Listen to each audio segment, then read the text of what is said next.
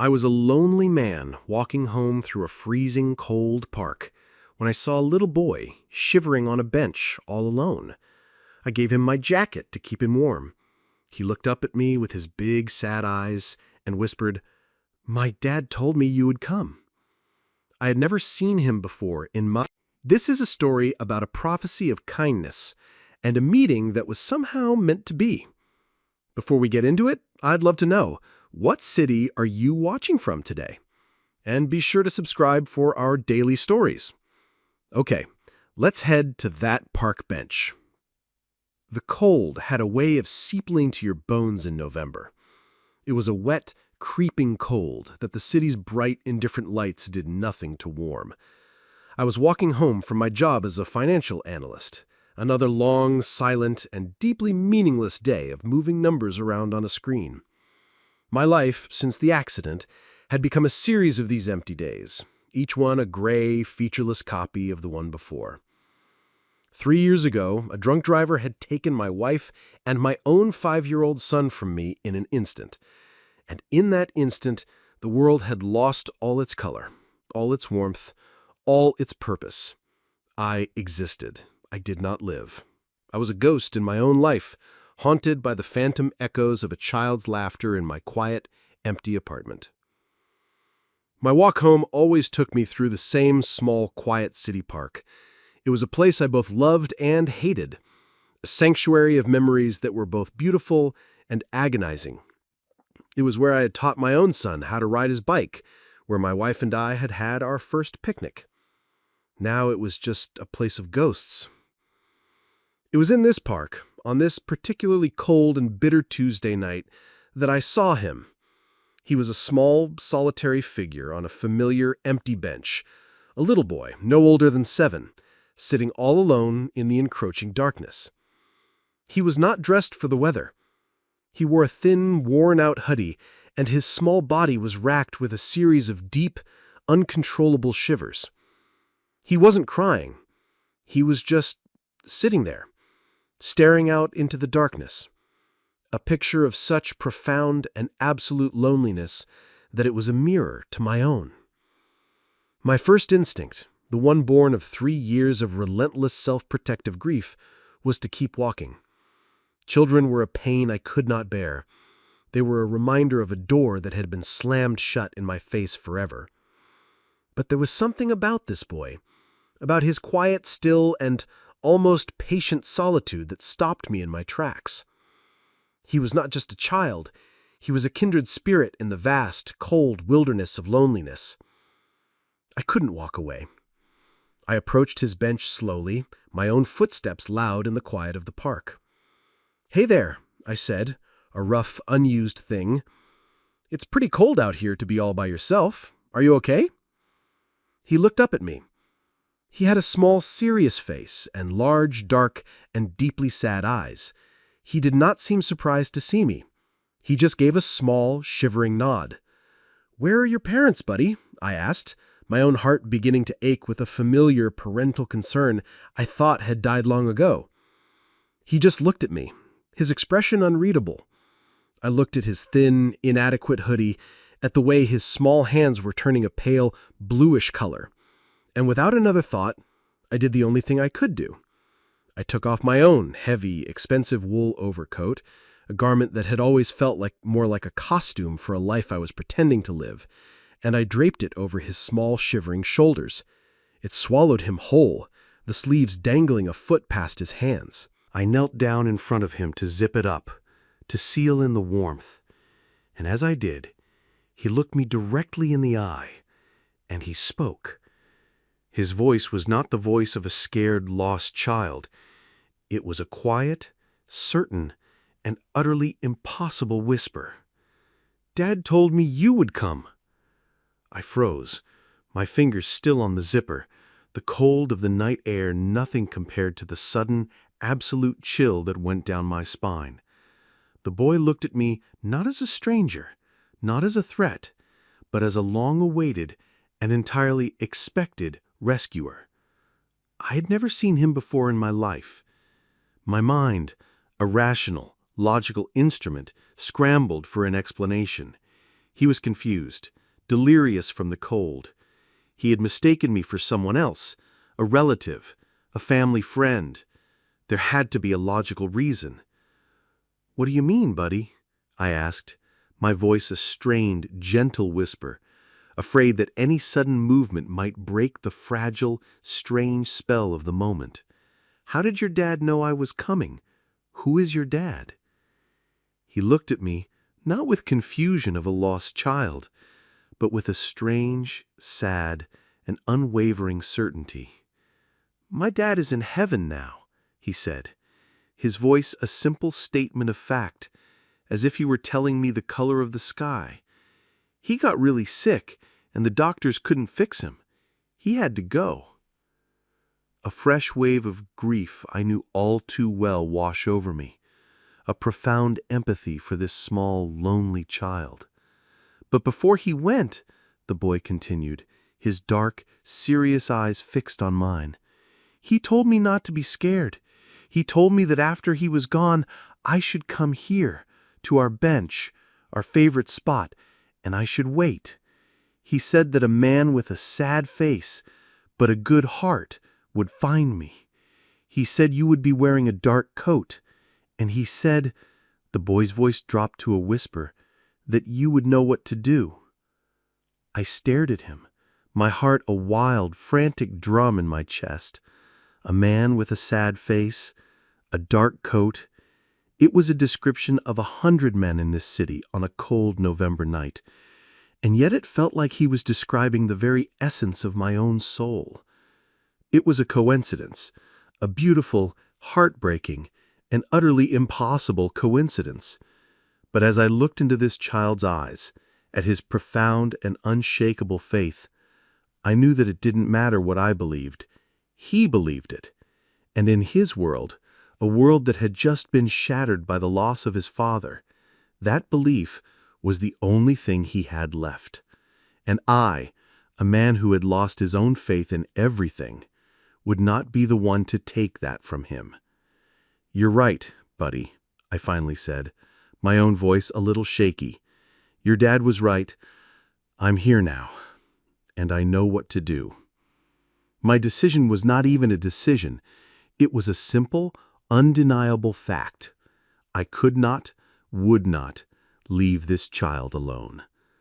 I stood up and took his small, cold hand in my own. "Come on," I said, my voice full of a new and unfamiliar sense of purpose. "Let's get you somewhere warm." The walk to the nearest police station was a quiet, strange, and beautiful journey. He did not ask where we were going. He just trusted me.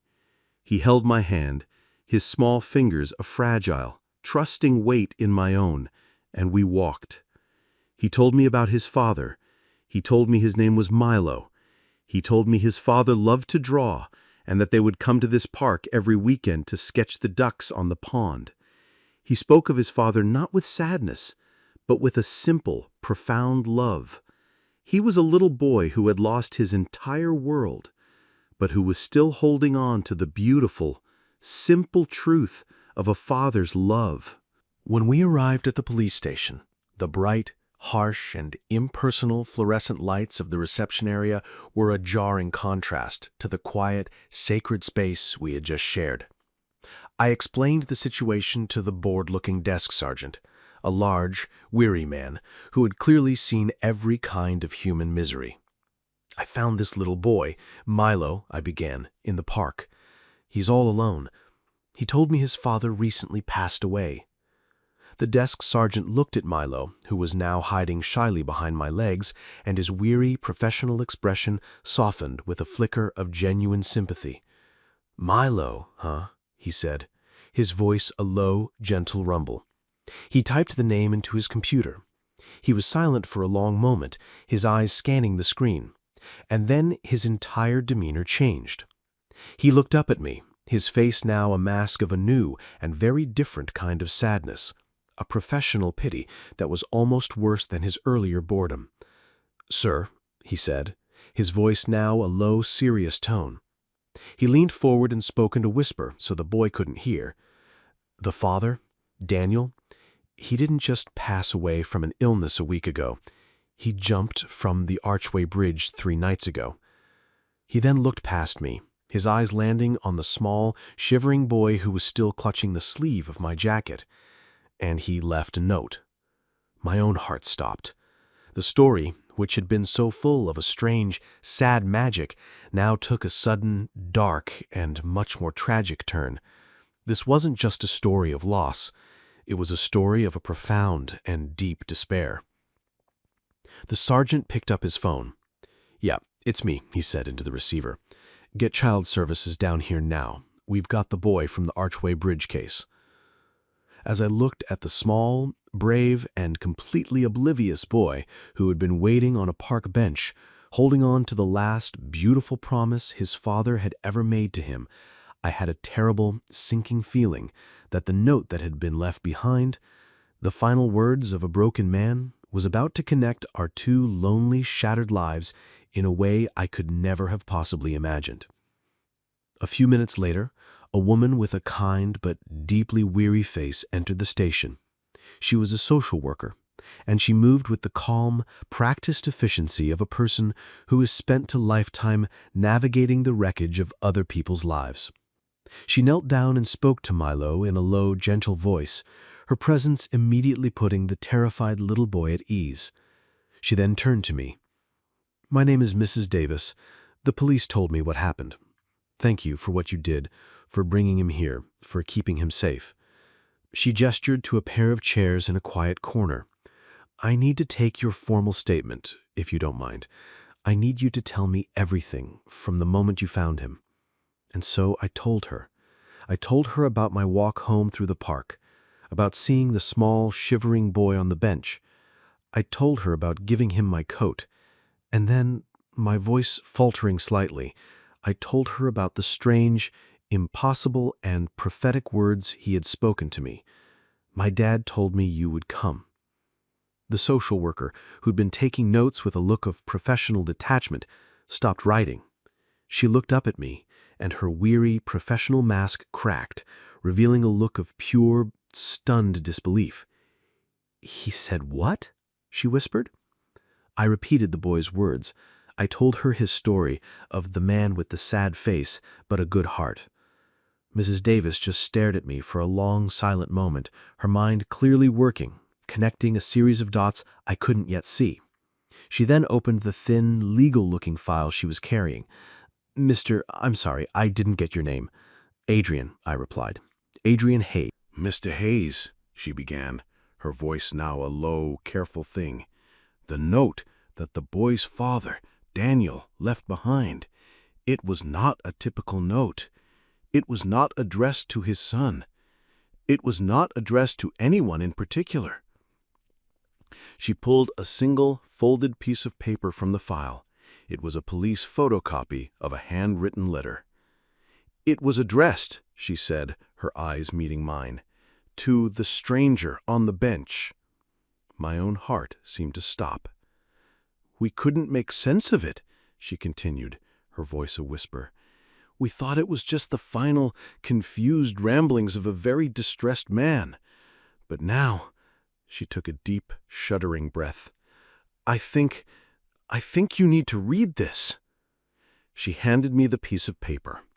The handwriting was a desperate, almost illegible scrawl, the words a testament to a mind on the very brink of collapse. I began to read the final words of a man I had never met, a man whose son was now standing just a few feet away from me. "To the stranger on the bench," the letter began. "If you are reading this, it means 2 things. It means that I am gone, and it means that my last and most desperate prayer in this world has been answered. It means that you exist. I do not know who you are. I only know that you must have a good and decent heart. I am writing this because I am about to do something for which I cannot be forgiven.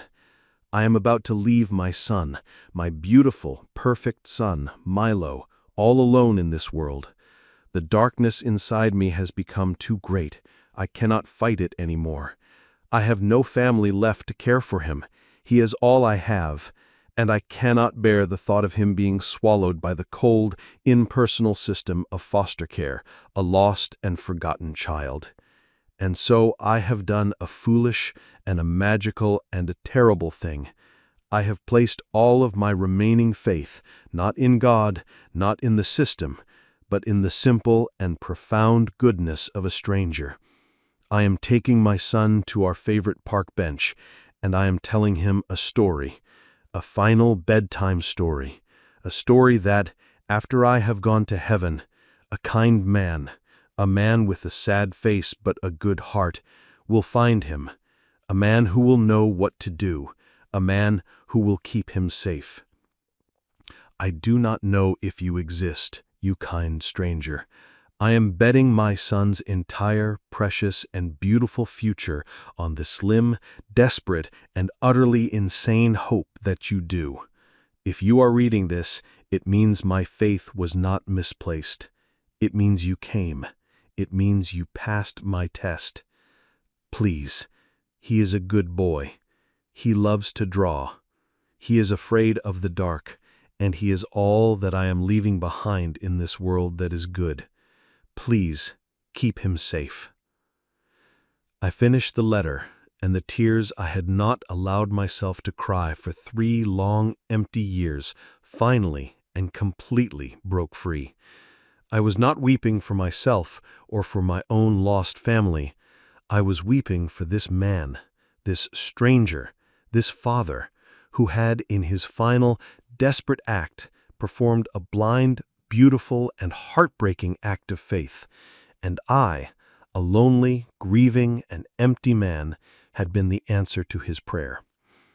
I looked over at Milo, who was now sitting quietly with the desk sergeant, the two of them looking at a comic book. He was safe, for now, and I looked at the social worker, at her kind, sad eyes. He'll have to go into a temporary group home for tonight. It's the law, until we can find a more permanent, long-term foster placement for him. A group home. The system.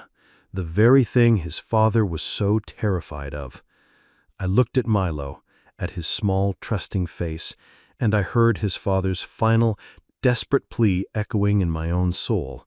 Please, keep him safe. In that moment, I knew my life of quiet, empty, and aimless grief was over. I had been given a new and sacred and profound mission, and it had been given to me by a ghost. No, I said, my voice quiet, but with a new, strange authority that made the social worker, Mrs. Davis, turn and look at me in surprise. "I'm sorry, Mr. Hayes?" she asked. "He's not going to a group home," I said. It was not a request. It was a statement of fact. I folded the letter, the father's last will and testament of faith, and put it in my pocket. "He's coming with me." Mrs. Davis gave me a look of profound and deeply weary professional pity. "Sir," she began, her voice the gentle, placating tone of someone who has dealt with 1,000 well-meaning but naive people before. "I understand. Your heart is in the right place. But that's not how the system works. You are a stranger. You have no legal relationship to this child. There are procedures. There are protocols.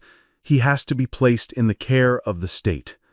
"Then I will become his foster parent," I said, the words coming out of my own mouth before my rational brain had even had a chance to process them. "I'll do whatever it takes. I will take the classes, I will submit to the background checks, I will fill out the paperwork. All of it. But he is not going to spend a single night in a group home. He is going to spend it in a safe, quiet place, with me." She just stared at me. Her expression, a mixture of stunned disbelief and a dawning, reluctant admiration. "Mr. Hayes," she said, her voice now a little less certain. That is an incredibly generous offer, but it is a process, a long one. It could take months." "Then we'll start tonight." The conversation that followed was a long, difficult, and deeply personal one. I did not just make an offer. I laid my own broken and empty life bare for her to see. I told her about my wife, about my own son. I told her about my quiet, empty apartment, about my profound, soul-deep loneliness that had been my only companion for the last 3 years. I was not a perfect man, I told her, but I was a man who understood, in a way that few people could, what this little boy had lost. Her own eyes were shining with unshed tears. She looked from me and then over to the small, quiet boy who was still waiting so patiently. She was a woman of rules, of protocols, but she was also a woman of a deep and profound human empathy. She made a choice. She picked up her phone. She made a call to an emergency judge. She, in her own quiet, professional way, bent the rules. That night, Milo did not go to a group home. He was placed in my temporary, emergency custody. He came home with me. The first few weeks were a quiet, awkward, and beautiful dance of two lonely souls trying to live together. We were two strangers, a broken man and a broken boy, trying to build a new life from the wreckage of our old ones. There were long, silent dinners. There were nights when I would hear him crying softly in his room for his father, and my own heart would break all over again. A phantom pain for a loss I knew all too well. But slowly, day by day, a new, fragile, and deeply precious bond began to form between us. I taught him how to throw a baseball in the same park where I had found him. He, in turn, began to teach me how to live again. He would leave his small, beautiful drawings on my desk for me to find when I came home from work. He would tell me a silly joke he had heard at school, and I would hear myself laugh, a real, genuine laugh, for the first time in 3 years. My apartment, which had been a quiet gray tomb of memories, was now a home again. It was filled with the sound of a child's laughter, with the smell of burnt cookies, with the beautiful, chaotic, and life-affirming mess of a life being truly and fully lived. The legal process of his adoption was a long and arduous one, but we faced it together. It culminated, a year later, in a quiet, formal hearing in a judge's chambers. The judge, a kind older woman, looked at me over her glasses. "Mr. Hayes," she said, her voice serious, "you have done a remarkable thing, but I must ask you one final time, are you absolutely certain you are ready for this lifelong responsibility?" I looked over at Milo, who was sitting beside me in a small suit I had bought him for the occasion, his small hand clutching my own. He looked at me, his eyes full of a quiet, trusting love, and I felt a sense of purpose so profound, so absolute, it was a physical thing. "Your Honor," I said, my voice clear and steady, "for the last 4 years, since I lost my own family, my life has had no purpose. I have been a ghost. This boy," I said, my hand tightening around his, "he didn't just need me, I needed him. He is not a responsibility. He is my reason to live again. He is my son." The story ends not in a courtroom, but in a park. It is a year later. We are sitting on that same bench, our bench. It is no longer a place of sadness. It is a place of our beginning. Milo is no longer a small, shivering, lonely boy. He is a happy, thriving, and deeply loved 8-year-old, and he is flying a kite, its tail a brilliant splash of color against the bright blue sky. I am no longer a ghost. I am a father. I think of his real father, the man I never met, and his final, desperate, and beautiful act of faith, a prayer sent out into the void. I look at my son, at his joyful, upturned face, and I know, with a certainty that is as warm and as bright as the afternoon sun, that the prayer was answered, for both of them, and for me. An absolutely beautiful and moving story about how two broken souls can come together to create a new family. What a testament to a father's last desperate hope. Let us know what you think of this incredible emotional story in the comments below. If you are touched by this story of a new beginning, please show your support by hitting that like button and be sure to subscribe for more powerful and heartwarming stories. Don't forget to click the notification bell so you never miss an upload. Thanks for watching, and we'll see you in the next one.